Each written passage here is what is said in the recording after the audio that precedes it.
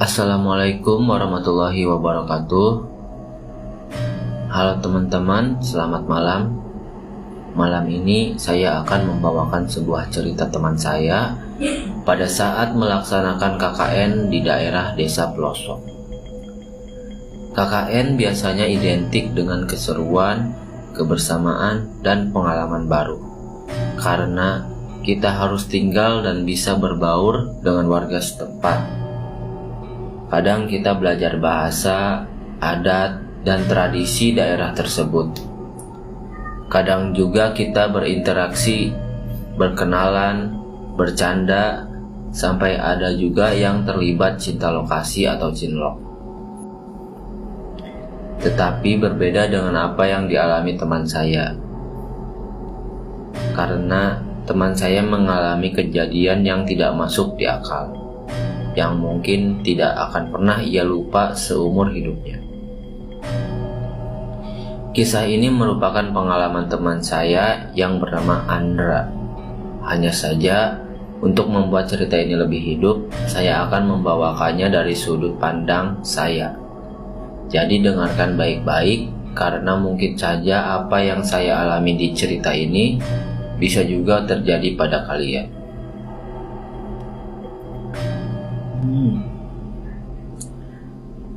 Awalnya dimulai dari keberangkatan menuju desa KKN, yaitu desa Waringin. Malam itu, perjalanan kami menuju desa Waringin terasa begitu panjang. Awalnya, suasana riang, canda tawa masih terdengar di dalam bus. Namun, begitu memasuki jalan desa yang sepi, semua mendadak hening. Sopir bus, seorang bapak tua berwajah keras, tiba-tiba berbisik. Anak-anak, hati-hati kalau di desa Waringin. Banyak pantangan. Jangan coba-coba dilanggar. Kalau tidak, kalian sendiri yang akan celaka. Sejak saat itu, perasaan tidak enak mulai menyelimuti perjalanan kami. Sesampainya di desa, kami disambut ramah oleh warga dan kepala desa, Pak Wiryo. Namun, di sela sapaan hangat itu, kami selalu mendapat pesan yang sama. Jangan keluar malam, jangan duduk di bawah pohon beringin, dan jangan pernah menyeberangi sungai setelah matahari terbenam. Kata-kata itu bukan sekedar nasihat, melainkan peringatan. Tapi, seperti yang sering terjadi, kami anak-anak muda yang penuh rasa ingin tahu tidak semua patuh.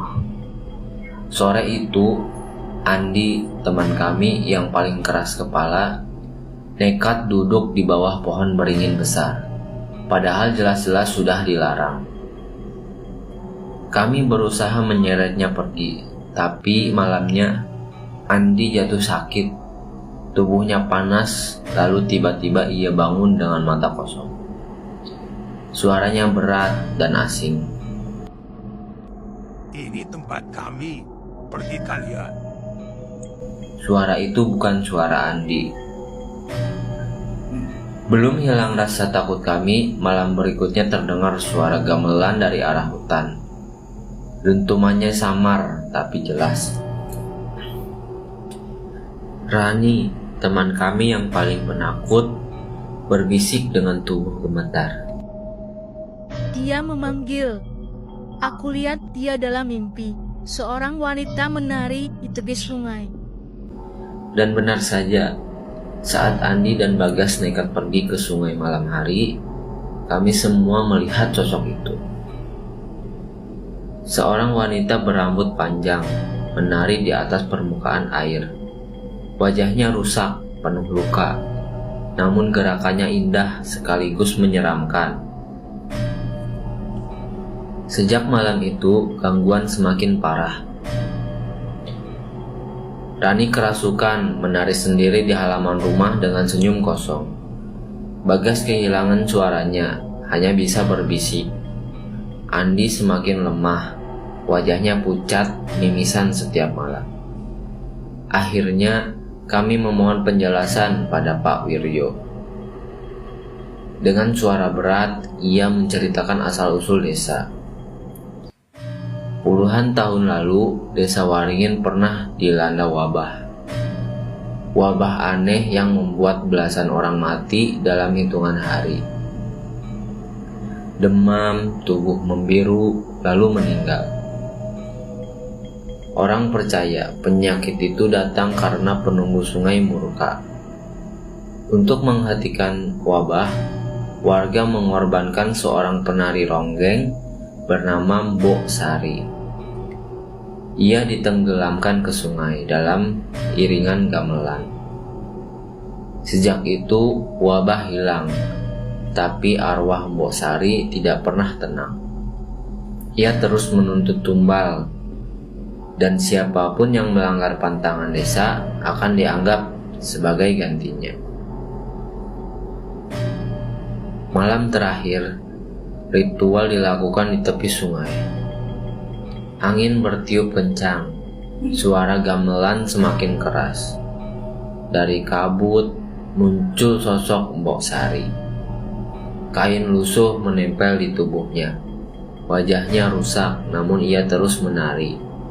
Tiba-tiba, Rani berlari ke sungai, seolah ditarik oleh sesuatu. Kami semua panik. Pak Wiryo dan para tetua menaburkan bunga membakar kemenyan.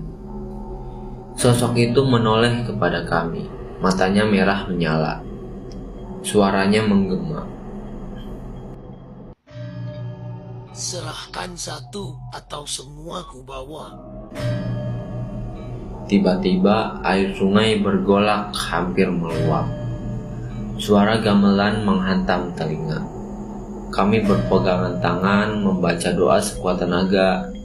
Dewi memeluk Rani erat-erat, menangis sejadi-jadinya. Dan akhirnya sosok Mbok Sari menjerit panjang. Tubuhnya larut dalam kabut lalu hilang. Sungai kembali tenang. Sejak malam itu gangguan berhenti, tapi trauma itu tetap membekas di hati kami. Pak Wiryo hanya berkata satu hal, "Kalian keras kepala. Kalau bukan karena ritual malam itu, kalian semua sudah jadi tumbal." Pengalaman itu mengajarkan kami satu hal. Pantangan bukan sekadar mitos. Ada hal-hal yang lebih tua dari manusia, lebih kuat, dan tidak bisa dijelaskan oleh logika. Sejak saat itu, saya selalu ingat pesan orang tua. Hargai tempat yang kau datangi, jangan pernah sombong, karena tidak semua yang ada di dunia ini milik manusia. Cerita ini mengajarkan kita satu hal. Setiap daerah punya aturan, pantangan, dan kepercayaan yang wajib kita hargai. Bukan hanya soal adat, tapi soal keselamatan. Karena dunia ini bukan hanya dihuni oleh kita saja. Terima kasih sudah mendengarkan. Wassalamualaikum warahmatullahi wabarakatuh.